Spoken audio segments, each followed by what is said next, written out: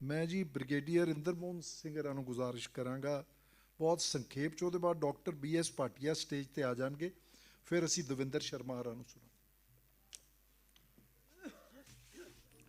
ਮੁੱਖ ਮਹਿਮਾਨ justice Liberal sir ਸਾਹਿਬ ਬੋਪਰਾਏ, ਬਾਕੀ ਮੇਰੇ ਵੀਰੋ, ਬੋਲਣ ਨੂੰ ਬਹੁਤ ਕੁਛ ਆ ਪਰ ਮੈਂ ਗੁੱਡ ਫੌਜੀ ਵਾਂਗੂ 5 ਮਿੰਟ, ਮੈਂ 10 ਮਿੰਟ ਕਿਹਾ ਸੀ, ਮੈਂ 5 ਮਿੰਟ 'ਚ ਖਤਮ ਕਰ ਦਾਂਗਾ। ਮਸ਼ੀਨ ਗਨ ਦਾ ਰੈਪਿਡ ਫਾਇਰ ਕਰ ਦਾਂਗਾ। ਮੈਂ ਇੱਥੇ ਬੈਠੇ ਸਟੇਜ 'ਤੇ ਸਿਰਫ ਮਿਸਟਰ ਕੁਲਬੀਰ ਸਿੱਧੂ ਨੂੰ ਮਿਲਿਆ ਸੀਗਾ 5 ਸਾਲ ਪਹਿਲਾਂ, ਅਸੀਂ ਇਸ ਕਿਹਾ ਫੌਜੀ ਨੂੰ ਜਿਤਾ ਦਈਏ ਇਲੈਕਸ਼ਨ 'ਚ ਬਠਿੰਡੇ। ਉਹ ਸਾਨੂੰ ਹੁਣ ਸਾਰਾ ਪਤਾ ਲੱਗ ਗਿਆ ਸੀ ਕਿਉਂ ਉੱਥੇ ਵਰਤੇ ਗਏ ਸੀ। ਮਿਸਟਰ ਦਵਿੰਦਰ ਸ਼ਰਮਾ ਨੂੰ ਮੈਂ ਇਹਨਾਂ ਦੇ ਘਰ ਮਿਲਣ ਗਿਆ ਸੀ। ਮੈਂ ਇਹਨਾਂ ਨੂੰ ਬਹੁਤ ਕਦਰ ਕਰਦਾ, ਇਹਨਾਂ ਦੇ TV ਸ਼ੋਅ ਦੇਖਦਾ, ਇਹਨਾਂ ਦੇ ਅਖਬਾਰਾਂ 'ਚ ਆਰਟੀਕਲ ਪੜ੍ਹਦਾ। ਔਰ ਮੈਨੂੰ ਹੁਣ ਥੋੜ੍ਹਾ ਜਿਹਾ ਯਾਦ ਆ ਰਿਹਾ, ਮਿਸਟਰ ਮਲਿਕ, ਕੈਪਟਨ ਮਲਿਕ ਕਵਾਂ ਇਹਨਾਂ ਨੂੰ, ਇਹ ਮੇਰੇ ਖਿਆਲ 'ਚ ਕਮਾਂਡੋ ਵਿੰਗ 'ਚ ਹੁੰਦੇ ਸੀ 72 73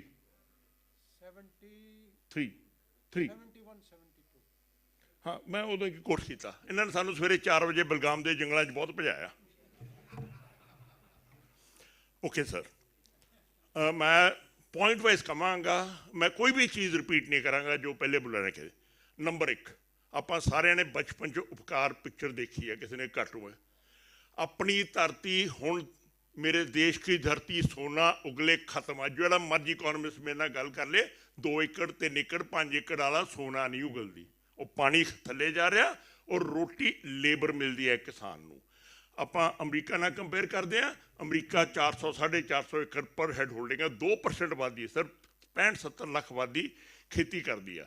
ਆਪਣੀ 65 ਕਰੋੜ ਆਬਾਦੀ ਖੇਤੀ ਕਰਦੀ ਆ। ਸੋ ਕੋਈ ਕਾਨੂੰਨ, ਕੋਈ ਇਕੋਨਮਿਸਟ ਇਹ ਮਸਲਾ ਹੱਲ ਨਹੀਂ ਕਰ ਸਕਦਾ ਜਦ ਤੱਕ ਇਹ ਸੋਚ ਬਦਲੀ ਨਾ ਕਰੀਏ।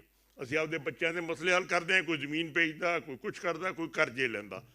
ਅੱਜ ਦੇ ਪੰਜਾਬ ਦਾ ਯੂਥ ਕੋਲੇ ਕੋਈ ਹੋਰ ਸਾਧਨ ਨਹੀਂ ਹੈ। ਆਪਣੇ ਸਾਰਿਆਂ ਦੇ ਬੱਚੇ ਵਧੀਆ ਸੈਟਲ ਨੇ, ਅਸੀਂ ਉਹਨਾਂ ਨੂੰ ਆਪਣਾ ਬੱਚਾ ਸਮਝਾਂਗੇ ਤਾਂ ਅਸੀਂ ਤਰੱਕੀ ਕਰਾਂਗੇ ਉਹਨਾਂ ਦੀ। 2 ਗੱਲਾਂ ਕਰਨੀਆਂ ਫੌਜ ਐਕਸ ਸਰਵਿਸਮੈਨ ਬਾਰੇ। ਇਨਫੈਂਟਰੀ ਜਿਹੜੀ ਗਰੁੱਪ ਵਾਈਜ਼ ਬਣੀ ਆ, 1/3 ਰੈਜੀਮੈਂਟ ਆ, 24-25 ਰੈਜੀਮੈਂਟ ਨੇ, 1/3 7-8 ਰੈਜੀਮੈਂਟਾਂ ਦੀ ਜਿਹੜੀ ਭਰਤੀ ਆ ਪੰਜਾਬ ਹਰਿਆਣਾ ਵੈਸਟ ਯੂਪੀ ਦੀ। ਸਿੱਖ ਲਈ ਪੰਜਾਬ, ਰਾਜਰਿਫ, ਜਾਟ, ਰਾਜਪੂਤ, ਗ੍ਰਨੇਡੀਅਰਸ, ਥੋੜ੍ਹੀ ਬਹੁਤ ਕਮਾਉਣ ਦੀ ਅਹੀਰ ਏਰੀਆ 'ਚੋਂ ਆਪਣੇ ਸਾਊਥ ਹਰਿਆਣਾ 'ਚੋਂ। ਹੁਣ ਜੇ 1/3 ਇਨਫੈਂਟਰੀ ਇਸ ਏਰੀਆ ਦੀ ਆ, ਉਹਨਾਂ ਦੇ ਪੇਰੈਂਟਸ, ਕਿਸੇ ਦਾ ਭਰਾ, ਕਿਸੇ ਦਾ ਰਿਸ਼ਤੇਦਾਰ ਇਸ ਵੇਲੇ ਬਾਰਡਰ 'ਤੇ ਬੈਠਾ। ਗੁਜਰਾਤ 'ਤੇ ਇਸ ਚੀਜ਼ ਦਾ ਕੋਈ ਅਸਰ ਨਹੀਂ ਹੈ, ਕਿਉਂਕਿ ਗੋਆ ਤੋਂ ਇੱਕ ਉੱਪਰ ਸਟੇਜ 'ਤੇ ਆ ਸਿਰਫ ਗੁਜਰਾਤ ਦੇ ਫੌਜ ਦੀ ਭਰਤੀ। ਗੋਆ 29ਵੇਂ ਨੰਬਰ 'ਤੇ ਆ, ਗੁਜਰਾਤ 28ਵੇਂ ਨੰਬਰ 'ਤੇ ਆ। ਸੋ ਆਪਣੀ ਜਿਹੜੀ ਨੈਸ਼ਨਲ ਲੀਡਰਸ਼ਿਪ ਆ, ਉਹਨਾਂ ਨੂੰ ਫੌਜੀਆਂ ਦਾ ਕੀ ਮਹੱਤਵ ਆ, ਕੀ ਉਹਨਾਂ ਦੇ ਸਿਰ 'ਤੇ ਕੋਈ ਅਸਰ ਨਹੀਂ। ਪੰਜਾਬ ਹਰਿਆਣਾ 'ਚ ਹਰ ਮਹੀਨੇ ਇੱਕ ਬੋਡੀ ਆਉਂਦੀ ਆ ਕਿਤੇ ਨਾ ਕਿਤੇ ਤੋਂ। ਗੁਜਰਾਤ 'ਚ ਪਿਛਲੇ 7 ਸਾਲ ਹੋ ਗਏ ਸਰਕਾਰ ਬਣੀ ਨੂੰ, ਇੱਕ ਬੋਡੀ ਆਈ ਹੈ। ਜਦੋਂ ਮਰਜ਼ੀ ਤੁਸੀਂ RTA ਚੈੱਕ ਕਰਕੇ, ਮੈਂ ਰੋਜ਼ ਦੇ 4 ਅਖਬਾਰ ਪੜ੍ਹਦਾ, ਕੋਈ ਮਿਸ ਨਹੀਂ ਕੀਤਾ, ਇੱਕ ਬੋਡੀ ਆਈ ਆ। ਉਹਨਾਂ ਨੂੰ ਨਹੀਂ ਪਤਾ ਲੱਗਦਾ ਸਾਡੇ ਹੈਡਲੈਸ ਬੋਡੀਆਂ ਆਈਆਂ ਨੇ।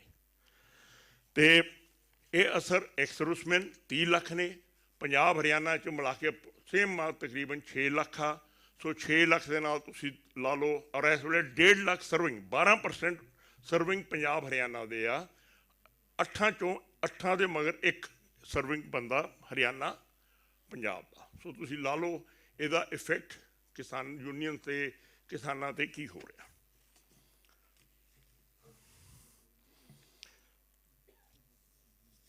ਅੱਜ ਦੀ ਡੇਟ 'ਚ ਗੂਗਲ ਪੜ੍ਹ ਕੇ ਲੋਕੀ ਡਾਕਟਰ ਬਣ ਗਏ ਨੇ। ਮੈਂ ਤਕਰੀਬਨ ਸਾਰਿਆਂ 'ਚੋਂ ਅਸੀਂ ਜਿੰਨੇ ਵੀ ਫੌਜੀ ਇੱਥੇ ਬੈਠੇ ਹਾਂ, ਸਭ ਤੋਂ ਘੱਟ ਪੜ੍ਹਿਆ। ਮੈਂ ਵੀ ਇੰਟਰਮੀਡੀਏਟ ਕਰੀ ਸੀ। ਜੇ ਥੋੜ੍ਹਾ ਜਿਹਾ ਲੈਕ ਹੁੰਦਾ 10ਵੀਂ ਕਰਕੇ ਇੰਡੀਆ ਚਲੇ ਜਾਂਦਾ, ਪਰ ਉਹ 12ਵੀਂ ਕਰੀ। ਤੋਂ ਨੀਕਰ ਦੇ ਬਾਅਦ ਇੱਕ ਸਾਲ ਪੈਂਟ ਪਾਉਣ ਦਾ ਮੌਕਾ ਮਿਲ ਗਿਆ ਕਾਲਜ ਆ ਕੇ। ਇੰਡੀਆ ਜਿਹੜੇ ਗਏ ਉਹ ਤਾਂ ਨੀਕਰ 'ਚ ਹੀ ਚਲੇ ਗਏ ਸਿੱਧੇ, ਖਾਕੀ ਨੀਕਰ 'ਚੋਂ। ਤੋ ਬਟ ਨੌਲੇਜ ਕਿਸੇ ਦੀ ਜਾਇਦਾਦ ਨਹੀਂ ਹੈ, ਬੰਦਾ ਜਿੱਥੋਂ ਮਰਜ਼ੀ ਕੈਦਰ ਕਰ ਲੇ। ਅਤੇ ਜਿੱਥੇ ਮਰਜ਼ੀ ਗਰਾਊਂਡ 'ਤੇ ਜਿਹੜਾ ਬੰਦਾ ਜਾਊਗਾ, ਮੈਂ ਬਹੁਤ ਪਿਛਲੇ 10-15 ਸਾਲਾਂ 'ਚ ਰਿਟਾਇਰਮੈਂਟ ਤੋਂ ਬਾਅਦ ਸਟੱਡੀ ਕੀਤਾ ਵਾ। ਪੰਜਾਬ ਦੀ ਇਕੋਨਮੀ, ਮੈਂ ਪੰਜਾਬ ਰੈਫਰ ਕਰੂੰਗਾ, ਮੇਰੇ ਕੋਲ ਡੇਟਾ। ਇਕੋਨਮੀ ਕੰਜ਼ਿਊਮਰ ਇਕੋਨਮੀ ਹੈ, ਖਪਤ। ਕਹਿੰਦੇ ਨੇ ਇੰਡਸਟਰੀ ਲਾ ਦਿਓ। ਪੰਜਾਬ 'ਚ ਮੈਂ ਸ਼ਰਤ ਲਾਉਣਾ ਕਿ ਕੋਈ ਇੰਡਸਟਰੀ ਨਹੀਂ ਕਾਮਯਾਬ ਹੋ ਸਕਦੀ ਪਿੰਡਾਂ 'ਚ। ਮੈਨੂੰ ਦੱਸੋ ਕਿਹੜੀ ਇੰਡਸਟਰੀ? ਰॉ ਮਟੀਰੀਅਲ ਆਪਣੇ ਕੋਲ ਹੀ ਨਹੀਂ ਹੈ। ਪਾਵਰ ਆਪਣਾ ਸਭ ਤੋਂ ਮਹਿੰਗਾ, ਲੇਬਰ ਆਪਣੇ ਕੋਲ ਹੀ ਨਹੀਂ ਹੈ, ਸਕਿੱਲ ਆਪਣੇ ਕੋਲ ਨਹੀਂ ਹੈ, ਨੌਲੇਜ ਆਪਣੇ ਕੋਲ ਨਹੀਂ ਹੈ। ਆਪਣਾ CM ਕਹਿੰਦਾ ਸਾਈਕਲ ਇੰਡਸਟਰੀ ਲਾ ਲਓ, ਲੋਕੀ ਸਪੇਸ ਇੰਡਸਟਰੀ ਲਾ ਰਹੇ ਨੇ, ਇਲੋਨ ਮਸਕ ਤੇ ਰਿਚਰਡ ਬ੍ਰੈਂਸਨ। ਕੋਈ ਕਹਿੰਦਾ ਡਰਾਈਵਰਲੈਸ ਕਾਰ ਬਣਾ ਲਓ, ਕੋਈ ਕਹਿੰਦਾ IT ਵਧਾ ਲਓ, ਆਪਣੇ ਕਹਿੰਦੇ ਸਾਈਕਲ ਇੰਡਸਟਰੀ ਲਾ ਲਓ। ਜੇ ਆਪਾਂ ਸਾਈਕਲ ਇੰਡਸਟਰੀ 'ਚ ਬੈਠੇ ਰਹੇ ਆਪਣੀ ਕਾਮਯਾਬੀ ਨਹੀਂ ਹੋ ਸਕਦੀ।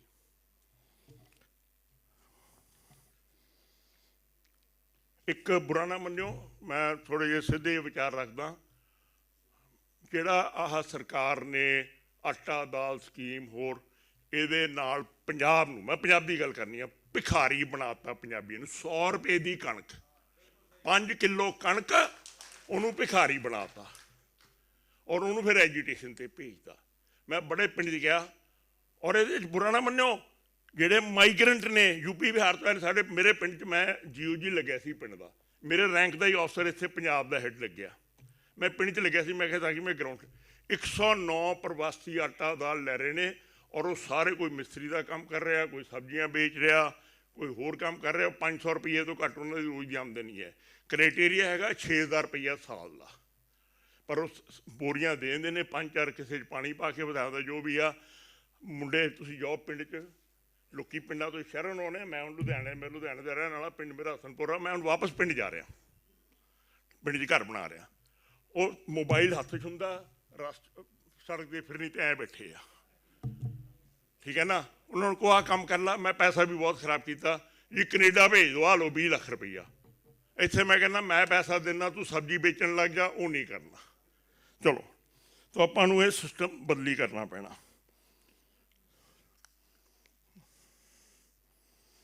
ਜਿਵੇਂ ਪਹਿਲਾਂ ਕਿਹਾ, 17% GDP ਯਾਨੀ ਦੀ ਮੁਲਕ ਦੀ 6ਵੇਂ ਹਿੱਸੇ 'ਚ ਆਮਦਨ 'ਚੋਂ 50% ਆਬਾਦੀ ਰੋਟੀ ਨਹੀਂ ਖਾ ਸਕਦੀ। ਕੋਈ ਇਕੋਨੋਮਿਸਟ ਨਹੀਂ ਖਵਾ ਸਕਦਾ ਰੋਟੀ। ਰਹਿ ਗਿਆ ਐਜੂਟੇਸ਼ਨ। ਅਸੀਂ ਸਾਰੇ ਕਿਸਾਨਾਂ ਦੇ ਨਾਲ ਆ। ਮੈਂ ਸਲਾਹ ਦਿੱਤੀ ਸੀ ਇੱਕ ਛੋਟੀ ਜਿਹੀ ਮੀਟਿੰਗ 'ਚ ਕਿ ਹੁਣ 5 ਕਿਲੋਮੀਟਰ ਸਰਦੀਆਂ 'ਚ ਅਸੀਂ ਚਲੇ ਗਏ ਸੀ, ਅੱਗੇ ਤੁਰ ਕੇ ਜਾਏ ਹਾਂ ਸਿੰਘੂ, ਵੀ ਇਹਨੂੰ ਸਸਟੇਨ ਕਿਵੇਂ ਕੀਤਾ ਜਾਵੇ। ਮੈਂ ਸਲਾਹ ਦਿੱਤੀ ਸੀ ਵੀ ਜਿਵੇਂ ਆਪਾਂ ਇੱਥੋਂ ਕੁੰਡਲੀ ਬਾਰਡਰ ਲੰਘ ਕੇ, ਕੁੰਡਲੀ ਹਾਈਵੇ ਲੰਘ ਕੇ, ਉੱਥੇ ਇੱਕ ਰੋਜ਼ ਦੇ ਆਉਣ ਜਾਣ ਵਾਸਤੇ ਇੱਕ ਸਾਈਕਲ ਬਣਾ ਲੈਣ। 3-4 ਬੰਦੇ ਕਾਰ 'ਚ ਜਾਣ, ਸਵੇਰੇ ਜਾਣ, ਇੱਥੋਂ 4-5 ਘੰਟੇ 'ਚ ਪਹੁੰਚ ਜਾਣਗੇ, ਸ਼ਾਮ ਨੂੰ ਆ ਜਾਣਗੇ। ਅਤੇ ਉਹਦਾ ਸਿਲਸਿਲਾ ਵੀ ਚੱਲਦਾ ਰਹੂ, ਇਮੇਜ ਵੀ ਬਣਦੀ ਰਹੂ। ਅਤੇ ਹੁਣ ਮੇਰੇ ਫਾਦਰ ਦੀਆਂ 2 ਗੱਲਾਂ ਯਾਦ ਆਉਂਦੀਆਂ ਨੇ।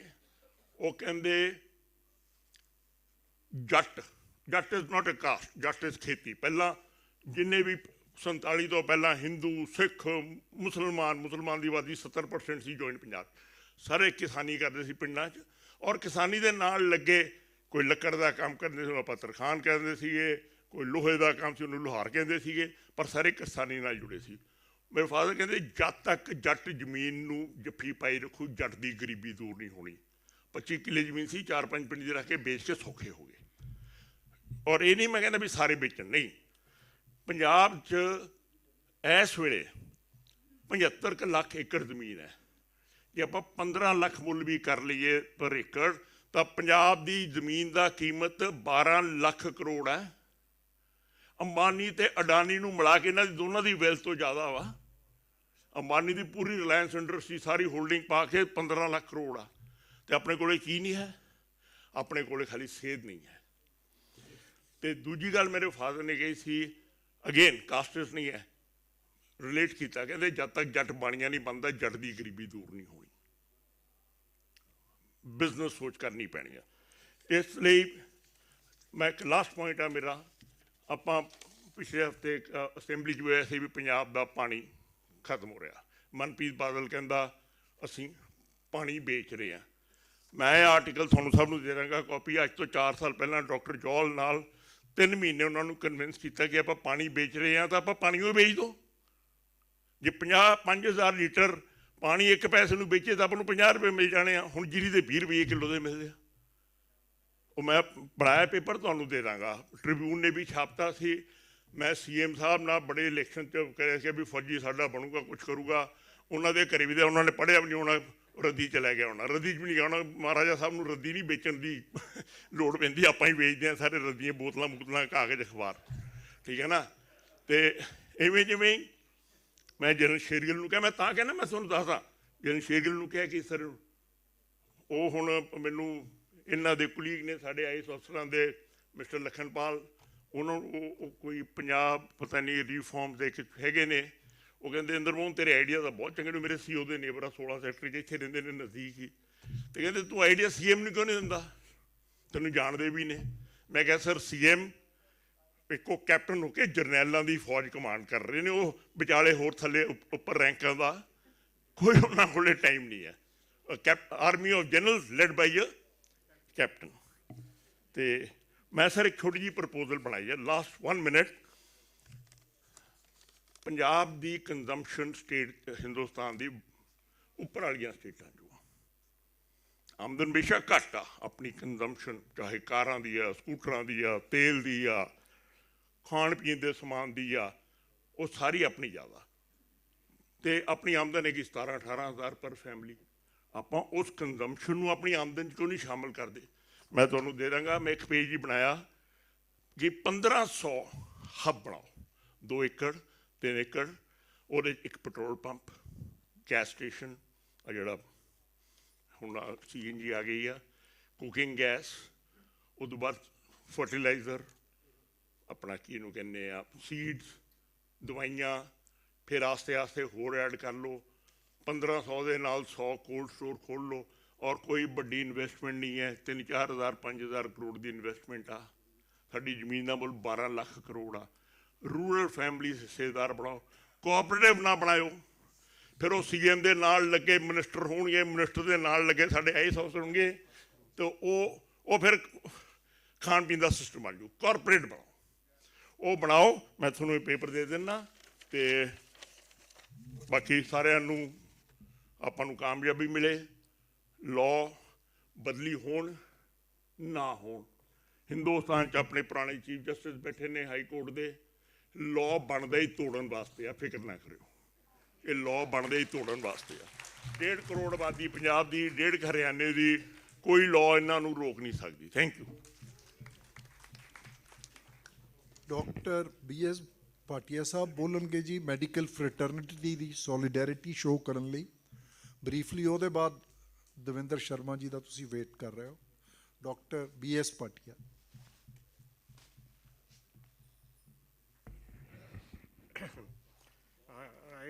I don't qualify to be here, but then Mr. R. Chima told me that you could be there showing what medical people think about this particular. Before that, I pay my regards and respects to legendary Justice Liberhan, Devinder Sharma, Alik ji, and Kashyap ji. And I'm here to put in just a word from my fraternity to which I belong, and it's almost a fraternity which is very timid, withdrawn, self-centered, doesn't think about other issues except for medicine. And that is a very, very poor kind of participation by a fraternity in social fabric. And I apologize for that. But very interestingly, this particular issue has touched a chord with this fraternity too. When Mr. Chima told me to come and talk, I said, I can't even talk. I don't even know the 3 laws, what to talk about these. He says, laws you don't have to talk. There'll be people who will dissect and bisect the laws more than you have dissected the body during your anatomy. So you don't have to talk about the laws. So I said, fine, that'll be wonderful. Now, I communicated with about 150 doctors prior to coming here. And one of them is sitting here. He's incidentally a doctor and a bureaucrat. He's in the audience. I got feedbacks from 150, I got a feedback from 60, 70 people, very varied feedbacks, and you will be surprised. I thought majority would be against the laws. To my utter surprise, 80% were for the laws. And many of them thought it is a doctor's meet, and they said, we'll be attending this meet. People from Shimla, people from Ludhiana, people from Faridkot. Dr. Bhatia, we're coming there. When is this meeting? I said, yeah, this is not a meeting of doctors. This is a meeting of much more intelligent people, administrators, police officers, and bureaucrats, and whatnot, economists. We are not going to be there, but I've been told to put across a point. So you'll be surprised the kind of impact this movement has had on this so-called Vidran community. Absolute stunning, and I was taken aback. I'm here to tell you that we all feel strongly with this particular, agitation. It's absolutely unjust, blatant draconian laws being perpetuated through the back doors and stealthily. And we condemn this. My group, I am not their leader, but I've got a sort of a feedback which I am going to give you, that this is absolute, hypocrisy, total suppression, subjugation of a community which nourishes us, feeds us through their blood and sweat. And today they're pouring their blood and sweat on Delhi borders. Ashamed of it. Thank you so much, and I've conveyed my feelings from core of my heart. Thank you.